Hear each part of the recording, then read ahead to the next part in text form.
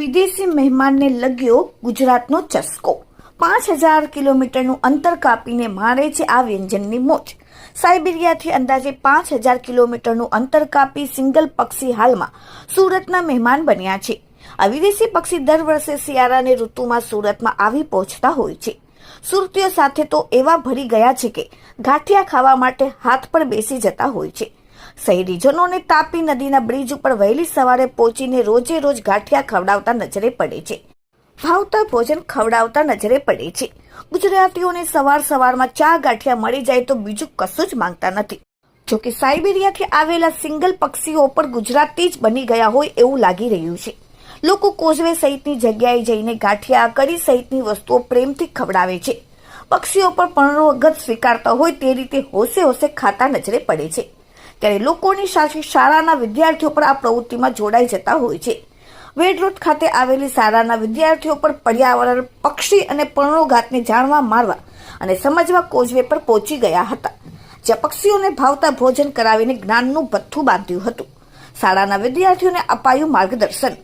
જ્ઞાનગંગા સ્કૂલના સંચાલક નવનીત ગોપાણીએ કહ્યું કે સિંગલ પક્ષીઓ 1000 કિલોમીટરનું અંતર કાપીને ગરમ પ્રદેશમાં દર વર્ષે આવે છે। સુરતમાં પક્ષીઓ આવતા હોવાથી અમે આજે બાળકોને પક્ષીઓ વિશે માહિતી આપી, સાથે તેમને ભાવતા ગાંઠિયા ખવડાવ્યા, સાથે બાળકોને પર્યાવરણ સાથે જોડાવવાનો પ્રયાસ કરવામાં આવ્યો। પક્ષી, પર્યાવરણ અને પ્રેમ તથા પક્ષીઓમાં રહેલી શક્તિ વિશે પણ વિદ્યાર્થીઓને અવગત કરવામાં આવ્યા હતા। Bureau report, daily India TV, Surat. હું નવનીત ગોપાણી જ્ઞાનગંગા વિદ્યાલયના સંચાલક તરીકે કામ કરું છું।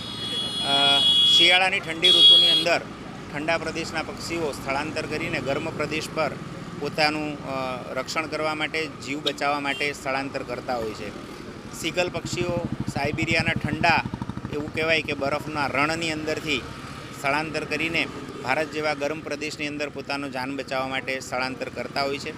5000 કિલોમીટરથી પણ વધારે અંતર કાપીને ભારત જેવા ગરમ દેશની અંદર, આબોહવા ધરાવતા દેશની અંદર જ્યારે એઓ આવે છે ત્યારે વિશેષ કરીને લાખોની સંખ્યામાં સ્થળાંતરિત કરતા હોય છે।